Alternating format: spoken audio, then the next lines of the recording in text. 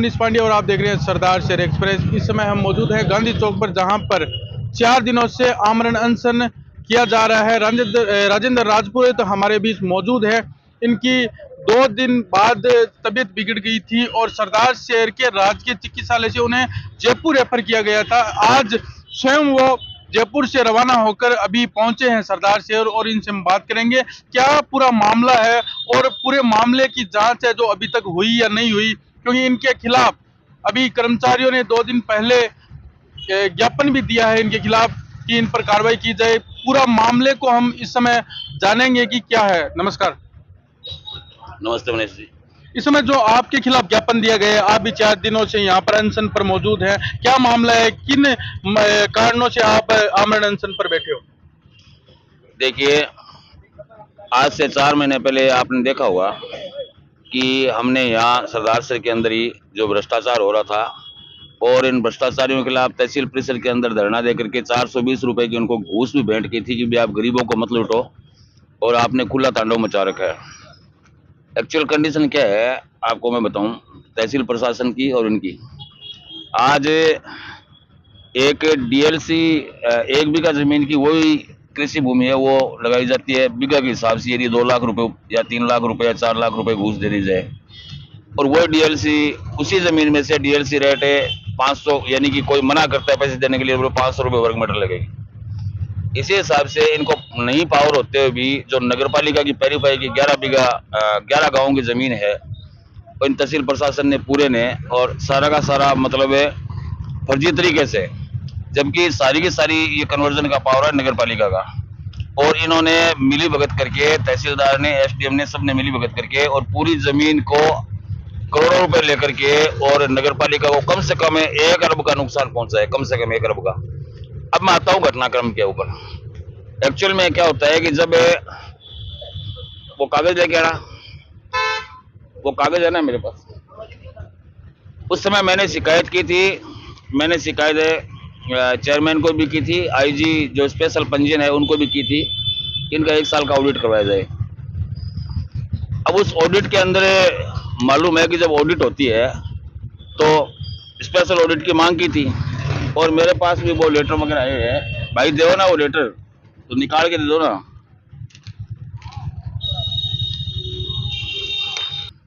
भी अन्य लोगों की हुई है वो अलग चीजें हैं, लेकिन ये लेटर मेरे पास उन डिपार्टमेंटों के आए हुए हैं, ये सारे के सारे लेटर। उसमें लिखा था कि परिवादी को साथ लेकर के, शिकायतकर्ता को साथ लेकर के सारी ऑडिट और जांच वगैरह की जाए। इन बिटवीन क्या होता है, इनके 10-12 लोग अलग अलग ट्रिप्स में आते हैं, आकर के बोले भाई साहब संदीप भोजक है, इसको बख्श दो आप। मैंने कहा क्यों भाई, क्यों बख्श दूं मैं संदीप भोजक को, बताओ मेरे को। बोले क्या ये, मैंने कहा यार संदीप भोजक है, हमारे खुद के एक आदमी से उसने मेरी मौजूदगी के अंदर 2 लाख रुपए मांग के 1 लाख रुपए रिश्वत दिए। मैं माता रानी कसम करके बता रहा हूँ, वो बंदा भी यहाँ बैठा होगा, उनका भी इंटरव्यू लेना आप। लेकिन काफी लोग आए, उसमें कई डॉक्यूमेंट राइटर भी थे, मेरे अच्छे वो यार दोस्त थे। आते ही है, हर कोई आदमी एक दूसरे के पक्ष में आता ही है। बोले फिर ये 2-3 बंदे आए, उनके साथ संदीप भोजक आया, मेरे ऑफिस की बात है ये, और रोने लग गया, वहाँ बुरी तरह से रोने लग गया। बोले मैं अभी मेरा ट्रैप हो गया था, और ट्रैप होने के बाद मेरी हालत में अभी बरी होकर के आया हूँ, और मुझे आप बख्श दो प्लीज। तो मैंने कहा भैया जांचें वगैरह तो गई आपकी, लेकिन आप ये जो लोग जो खुला तांडव मचा रखा आपने भ्रष्टाचार के खिलाफ, यार दुनिया में कितना लूटखोरी मचा रहे हो बाले बाले, वो तो अलग चीज है, लेकिन मेरे सामने मेरी मौजूदगी में तुमने 1 लाख रुपए दिए। वो 1 लाख रुपए संदीप भोजक ने, जो साथ आया बंदा, उन्होंने टेबल पर रख दिए, उस बंदे को पहुंचा दो। ठीक है, संदीप पहुंचा दिया। वो रोया गिड़गिड़ाया, मुझे भी थोड़ी दया आ गई, लेकिन ये डाक जा चुकी थी। और इन डाकों के अंदर आपको मालूम है कि डीएलसी रेट के अंदर करोड़ों रुपए का गवर्नमेंट को फायदा हुआ है, रिकवरी हुई है गवर्नमेंट को करोड़ों रुपए की, क्योंकि डीएलसी रेट से इनकी थी नहीं, और स्पेशल ऑडिट आपको मालूम है, और इनके 10-20 लाख रुपए ऊपर के उनको देने पड़े अधिकारियों को, मुझे मालूम है इस बात का। इनके जलन थी। चलो मेरे पास कोई बात आती है तो क्या मैं उन लोगों की बात नहीं रखूं? विकास मंच किस लिए बनाया? विकास मंच से तो कहाँ 3200 एकड़ जमीन हमने गांधी विद्या मंदिर की बचानी शुरू की थी। बीड़ बुंगली बालाजी की हजारों करोड़ की जमीन है, वो हमने बचा रखी है। पार्श्वनाथ जैन मंदिर की जमीन बचा रखी है, गरीबों के ऊपर, मकानों के ऊपर बुलडोजर चलता है, विकास मंच बैठता है, राजेंद्र राजपुरोहित बैठता है, तेड़ी वालों के खिलाफ बुलडोजर चलता है, मैं बैठता हूँ। मैं कह रहा हूँ कि ये बंदा आज क्यों बोला? मेरे जाने के बाद जब मेरे को हॉस्पिटलाइज एम्बुलेंस जो भी है इस इमरजेंसी स्थिति में वहां भेज दिया, उसके बाद क्यों बोला? उनके 2 दिन पहले तो मैं नाम नहीं लेना चाहूंगा उस आदमी का, क्योंकि मोजीज आदमी है। यहाँ एक वकील आता है फोन लेकर के, आकर पहले तो रात को फोन आते हैं उनके, बोले भाई साहब मेरे को बात करनी है, कितने लोग आपके पास बैठे इसी रेस्ट हाउस, क्योंकि 8 बजे धरना होने के बाद यहाँ चले जाते हम, और धरना होने के बाद ये करीब 10-12 लोग तो मेरे पास रहते होंगे, आप 10-12 लोग तो रहते ही है, और रात को 12 बजे तक रहते हैं वो। अब उस समय आता है कि मेरे कौन कौन बैठा आपके पास है? मैंने कहा क्यों, बात क्या थी बताओ ना। बोले मैं ठीक है सुबह बात करता हूँ। सुबह कई वकील, मैं नाम नहीं बताऊंगा, फोन लेके आता है कि फला का फोन है और आप बात कीजिए। बोला नायब तहसीलदार और तहसीलदार दोनों आपके पांव पकड़ ले तो माफी मांग ले तो। मैं को भाई मैं किसी व्यक्ति के खिलाफ तो बैठा नहीं, मेरी कोई व्यक्ति की दुश्मनी तो है नहीं, मैं तो भ्रष्टाचार के खिलाफ बैठा हूँ। मेरे पास 4 या 5 दिन पहले और एक बंदे का फोन आता है जिसने यहाँ गांधी चौक में कोई दुकान ली है। उसने कहा कि भाई साहब मैंने कंस्ट्रक्शन दिखा दिया, सब कुछ दिखा दिया, और मनोज जी पारिक एडवोकेट साहब है, वो मेरे डॉक्यूमेंट राइटर है, और वो संदीप भोजक ये कह रहा है कि 15,000 रुपये देने पड़ेंगे धूड़ खा के तब रजिस्ट्री दूंगा। मैंने उनको फोन नहीं किया, इन बिटवीन ही उनके फोन खत्म होते ही मनोज जी पारिक आ गया, बोला सब कुछ दिखा दिखू के भी हमसे जबरदस्ती, और वो ये करेंगे आपको धूड़ खा के देने पड़ेंगे वरना रजिस्ट्री नहीं देंगे। चलते यहाँ चलते धरने के अंदर एक करीब 4 या 5 लोगों के पट्टे जो उन्होंने 6 महीने से रोक रखे थे, ये सारी चीजें पकड़ी जा रही है, तो 6,000 7,000 रुपए मांगे जा रहे थे पट्टे के। जो एक पट्टा होता है 100-150 रुपए का मुश्किल, 1,300 रुपए उसकी फीस लगती है, लेकिन घूस के बैठे 7,000 रुपए दो। आज एक गरीब आदमी क्या करेगा? मुझे एक बात बताओ, मैं चैलेंज देता हूँ इस बात का। पहले तो इसने कहा कि मेरे को यहाँ किया, कहाँ किया? 10 लाख रुपए कहाँ मांगे? तहसील परिसर में, तहसील परिसर में बाथरूम जा रहा था मैं कल, क्योंकि थोड़ा मेरे को पूरा बॉडी वीक थी, तो पूरा ढंग से वीडियो मैंने डॉक्टर का भी कि मेरे को क्यों भेजा, मेरे को तो मालूम ही नहीं कि भी जयपुर मेरे को क्यों शिफ्ट किया गया, मेरे को तो मालूम ही चला। मेरे को तो SMS क्या मतलब ऐसे समझ लो आधी दूरी तय की, तब मुझे पता चला कि मैं कहीं जा रहा हूँ। अनकॉन्शियस हालत में था मैं। मैंने तो डॉक्टर का वीडियो देखा, डॉक्टर ने ये बता रखा था कि उनकी हालत इस प्रकार से बहुत ज्यादा खराब थी, तब हमने उनको जयपुर रेफर किया। मेरे पास से पहले तो 10 आदमी जाते हैं वहाँ, जब हम यहाँ से धरना उठाते हैं 10 आदमी जाते हैं। ये बात आपने पहले क्यों नहीं बताई भाई कि राजेंद्र राजपूत मुझे ब्लैकमेल कर रहा है? पहले भी तो शिकायत कर सकता था। फिर मैंने पोस्ट डाली है फेसबुक पे पोस्ट डाली है कि कितने डिपार्टमेंट है यहाँ, तहसील परिसर भी है, SDM कोर्ट भी है, PhD भी है, PWD भी है, मतलब नगर पालिका भी है, कितने डिपार्टमेंट है। एक बंदा, मैंने पोस्ट डाली है फेसबुक पे, एक बंदा इसको छोड़ करके, क्यों कि इसने धरने के बाद बचाव के अंदर, सब जानते हैं इस बात को, एक ही है क्या ये करोड़पति? ये एक अरबपति है क्या? भ्रष्टाचार मुझे मालूम है डिपार्टमेंट में होता है, बहुत डिपार्टमेंट होते हैं, लेकिन शिकायत मेरे पास आई तो मैं तो मुद्दा उठाऊंगा। मैंने डाला है पोस्ट में कि एक बंदा ये कह दे कि राजेंद्र राजपूत ने आज तक हमें ब्लैकमेल किया है या 1 रुपए हमसे मांगा है। मैंने उसमें लिखा है मैं गांधी चौक में फांसी लटक जाऊंगा। गांधी चौक में पहले दिन वो आदमी पांव पकड़वाने के दूसरे आदमी से बात करता है, मैं पांव पकड़ के छोड़ दिया, तो आप लोग सारे मीडिया वाले क्या करते कि बिना किसी कारण के धरना कैसे उठ गया? एलिगेशन तो देखिए मैंने सोच रखा है, जब आज से 32 साल पहले सर दिन धरने पे बैठे थे, अमर गांधी विद्या मंदिर की जमीन बचाई थी, उस समय ऑफर नहीं आए थे क्या? हमारे पास दुकानों के ऊपर आए थे, हमारे बड़े बड़े सारे कार्यकर्ता थे, उनके पास दुकानें देनी है आपको। तो उस समय तो भाई दुकानों की कीमत भी बहुत थी, आज वहाँ करोड़ों 2 करोड़ की 3 करोड़ की दुकान है गांधी विद्या मंदिर में। सर दिन धरने चलाए, मैं आमरण अनशन पे भी बैठा था 9 दिन में, और डॉक्टर गुरु जी मोहाल नहीं रहे। 7 करोड़ रुपए मुझे पार्श्वनाथ जैन मंदिर में ऑफर आया था। ये साबित कर दे कि भी उसने मतलब आज तक किसी आदमी से और किसी को ब्लैकमेल करके डरा धमका के पैसे लिए। अब वो बंदा कहता है कि यहाँ परसों की बात बताइए, कल मैं पूरा सुन नहीं पा रहा था कि मैं जो तहसील में गया 8:30 बजे तक तो इनका तहसील चलता है, हम वहाँ रेस्ट करने जाते हैं, तो बाबू वो उनको जो रजिस्ट्री बैठे रहते हैं डॉक्यूमेंट राइटर, उनको बोलते रहते हैं कि भी आप कब तक जाओगे? भी हम भी तो अब 8 बजे के बाद धरना उठ जाता है, हम भी रेस्ट करने अंदर जाते हैं, यहाँ तो बहुत बड़ी सर्दी पड़ रही है। तो या तो सीसीटीवी फुटेज होंगे, वो तो 8 बजे निकल जाता होगा यहाँ से, कितने 8 बजे निकल जाता होगा, डेली अप डाउन करता है वो पर्सनल कार से। 700 रुपये डीजल के लगते हैं रोज के, इसको मिलते हैं 60,000 मिलते होंगे, 50,000 रुपये मिलते होंगे। जो आदमी 30,000 रुपये और अपनी निजी गाड़ी से अप डाउन करता है और वो कहता है कि मतलब राजेंद्र राजपुरोहित ने यही तहसील परिसर में पीछे आकर के मेरे पीछे आकर के मेरे साथ यहाँ से धरना उठता है, तो 7-8-10 आदमी तो वहां जाते हैं और वो रात को आते रहते हैं जाते रहते हैं, लेकिन 6-7 आदमी आते, तो वो उसको तो बताना पड़ेगा। हो सकता है सीसीटीवी फुटेज भी वहाँ। नहीं सर, अब क्या मांगे हैं? धरना कितना समय तक चल सकता है? देखिए मैं बताऊं, हमारी प्रशासन में सिर्फ जो वार्ता हुई है वो हुई है मात्र सीआई साहब से, जबकि ऑथेंटिक अथॉरिटी है एसडीएम अभी कोई वार्ता के लिए नहीं आया। जब मेरी स्थिति खराब हुई उससे 1 घंटे पहले की बात है, डिप्टी साहब से मेरी बात चल रही थी। डिप्टी साहब ये कह रहे थे कि भी एसडीएम साहब वार्ता करने के लिए आ रहे हैं,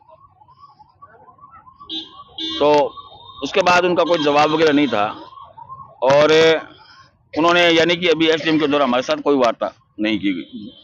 मेरे अचानक से चक्कर आया, जी घबराया और आया तो मैंने डॉक्टर गफार जी को फ़ोन किया, क्योंकि मेरे काफ़ी निर्मल जी को फ़ोन लगाया, मैंने निर्मल जी का फ़ोन रिसीव नहीं हुआ कि मेरे चेस्ट में पेन हो रहा है और जी में चला रहा है मेरे, और तो निर्मल जी ने नहीं उठाया। मैंने गफार जी को फ़ोन किया, गफार जी ने कहा भाई साहब ये स्थिति बहुत ख़राब है, लेकिन ऐसे करते करते मेरी स्थिति वहीं ख़राब हो गई थी 2 मिनट के अंदर ही। अब मुझे ये बबलू वगैरह और बजरंग था, बबलू बजरंग आप थे ना दोनों, ये मेरे को गाड़ी में डाल करके तुरंत प्रभाव से और ले गए हॉस्पिटल। मुझे मालूम है इतना ही कि भी बहुत उस समय मेरे को भयंकर सर्दी वगैरह भी बहुत खतरनाक लग रही थी, इतना मुझे याद है, लेकिन डाइक्लोन इंजेक्शन लगाते हैं तब तक है मुझे याद है, उसके बाद मुझे पता नहीं मेरे साथ क्या हुआ। सर अगर धरने पर कुछ हो जाता तो उसका जिम्मेदार कौन होगा? देखिए मैं नहीं मानता, मैं उन बुज़दिलों में नहीं हूँ। एक बात बताइए, ये कंडीशन हुई मेरी तो मेरे परिवार में क्या बीती? मेरी जान चली जाए, मैं तो मरने के लिए पैदा हुआ हूँ। सुनिए मेरी बात, मैं हमेशा एक बात कहता हूँ, फेसबुक पे लिखता हूँ, कोई आदमी किसी से फिक्स करा के नहीं लेता, किसी बहाने जान जा सकती है ना। अब जयपुर से आ रहा हूँ तो कहीं भी छोटा सा एक्सीडेंट हो जाए, पूरे दिन सड़कों पे चलते रहते हैं, माफियाओं से लड़ते रहते हैं और लड़ते रहते हैं भी, तो मैं एक हमेशा लोगों को, मेरे कार्यकर्ताओं को ये बात सिखाता हूँ कि कोई आदमी को कोई फिक्स करवा के नहीं लाता हूँ मैं, उसको मालूम होता है मेरी जान किस बहाने जाएगी। मैंने मेरी जान की, मैंने तो ये मेरा 11वां अनशन है, 11वां अनशन है मेरा, कभी किसी के लिए कभी किसी पर्पज के लिए। अब मेरे परिवार के अंदर इस कंडीशन में, ठीक है अनशन पे बैठने से मेरा परिवार नहीं घबराता, लेकिन जब उनकी ये कंडीशन होगी कि भी उनको एम्बुलेंस से और जयपुर लेकर के गए, उस समय मेरे परिवार में क्या बीती होगी।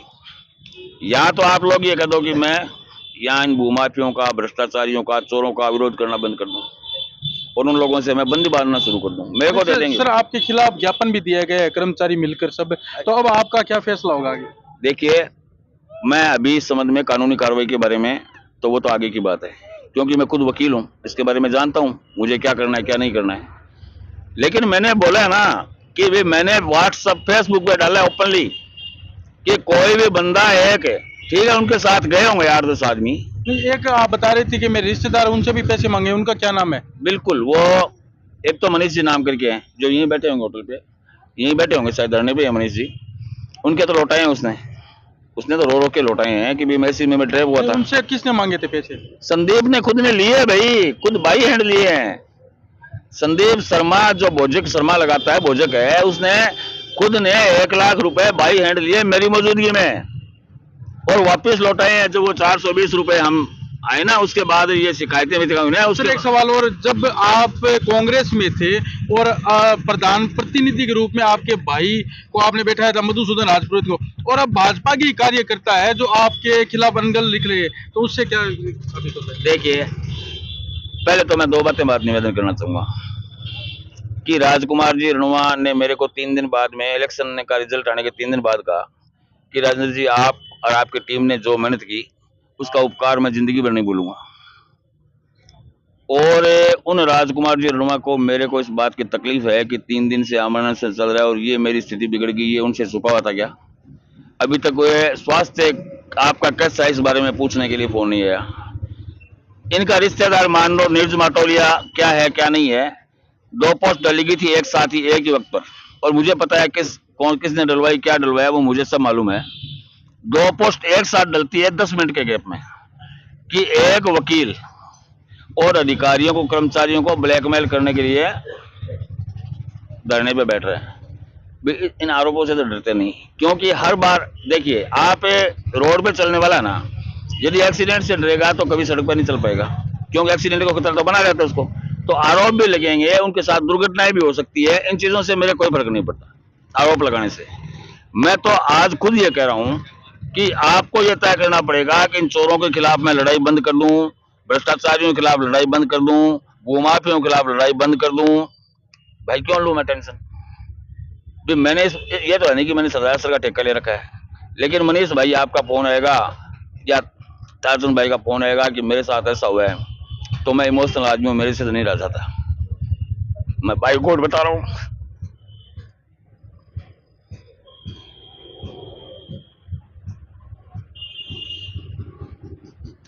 नहीं तो अब कितने दिन आगे धरने चलने का विचार है? क्योंकि जो ये भ्रष्टाचार ये पूरे सरदार शहर में चारों तरफ घूमे हुए हैं, इसके बाद में कौन सा विभाग का नंबर आ सकता है? मेरे पास जो भी शिकायत आएगी, आप मुझे कहेंगे कि मेरे से फला आदमी ने पैसे लिए हैं, मैंने पुलिस वालों से पैसे दिलाए हैं, 1.5 लाख रुपए दिलाए वापस। मैंने उनको कहा कि आधा घंटा आपका है और 1 घंटा फिर हमारा है। यही तो मैं कहता हूँ, इसको भी यही कहा था मैंने कि भी ये रिकॉर्डिंग है, देख लो। मैंने रिकॉर्डिंग भेजी इसको, और तू कहता है मैं करता नहीं। ये रिकॉर्डिंग है, और ये इसकी रिकॉर्डिंग है, ये वकील की रिकॉर्डिंग है। अब तुझे क्या करना है बता? अब तुझे क्या करना है? थ्रेटनिंग देता है कि मेरी जीवन लीला करने के लिए इतना साक्ष्य बहुत है। मैं उसको कहता हूं तू चोरी करता है, इसका हाँ ना का जवाब तो दे। या तो ये बता कि आदमी झूठे हैं, ये बोलने वाले झूठे हैं। भाई मनीष एक बात बताओ, जिस आदमी की रजिस्ट्री रोक रखी हो, जिस आदमी ने सब कुछ सही तरीके से काम किया और उससे पैसे मांगेंगे, उनसे तो 15,000 ही मांगे, मनीष वाले में लाख रुपए मांगे, वो तो वापस लौटाए भी। उसमें लिखता है कि 2 वकीलों ने साझा करके लिए सारा मेरे को ब्लैकमेल करने का काम किया। दूसरा वकील कौन? मनोज पारिक बहुत सीधा आदमी है। मैं तो मान लो उचकल हूँ और हूँ, शायद आधे लोग तो जानते नहीं होंगे मनोज पारिक कौन है। भी सीधा सा सिंपल सा लड़का है, जो प्रैक्टिस भी, सिविल प्रैक्टिस उसकी अच्छी है, और अपना काम करता रहता है, कोई मतलब नहीं। वो क्यों कहेगा मेरे को? बाकी डॉक्यूमेंट राइटर तो नहीं करते, वो कहते हैं कि भी 1% दो। मुझे सब डॉक्यूमेंट राइटर के बारे में बात नहीं करा मैं। यहाँ तो ठेके से काम चलता है भाई। तकलीफ मेरे को इस बात की है कि 3 दिन मैं आमरण अनशन पे, 2 दिन आमरण अनशन पे रहा, मेरी ये तकलीफ होगी, और रणवा जी कह रहे हैं आपका एहसान नहीं भूलेंगे, और उसके बावजूद उनका कुशल क्षेम पूछने तक का मेरे पास फोन नहीं आया। मैं धन्यवाद देता हूँ राजेंद्र जी राठौड़ को, जिन्होंने, मेरा फोन स्विच ऑफ था, 50 फोन उन्होंने कम से कम मेरी कुशल क्षेम पूछने के लिए किए होंगे। मेरा स्विच ऑन कराया, मेरा बेटे के फोन पे आ रहे थे, कभी लोकेंद्र के आ रहे थे कि साहब बात करना चाह रहे हैं, और मेरी उनसे बात हुई करीब 10-15 मिनट तक के, और उन्होंने सारी स्वास्थ्य के बारे में जानकारी ली। वो मिलना भी आना चाह रहे थे, मैंने जानबूझ के, क्योंकि उनका था कि भी आप अनशन तोड़ दो, आपके स्वास्थ्य का ध्यान रखो पहले। मैं जिद्दी खोर आदमी हूँ भाई, सीधी सी बात है। जब तक रिजल्ट मेरे को नहीं मिलता ना, अभी मैं कह रहा हूँ, जब तक रिजल्ट नहीं आएगा तब तक राजेंद्र राजपुरोहित अपना अनशन तोड़ने वाला नहीं है। अभी मेरा अनशन चालू है, अभी काफी लोग आ रहे हैं, काफी भीड़ आ रही है आज। तो राजेंद्र राजपुरोहित को 4 दिन हो चुके हैं, आमरण अनशन पर बैठे हैं, और यहाँ पर जो तहसील कार्यालय में भ्रष्टाचार हो रहा है उसके खिलाफ ये अनशन पर बैठे हैं कि जो यहाँ पर रजिस्ट्री बाबू है और नायब तहसीलदार है, ये लोग पैसे लेते हैं, और इनका जीता जागता सबूत भी ये पेश कर रहे हैं। खुलासा करेंगे, आप बने रहिए हमारे साथ। धन्यवाद।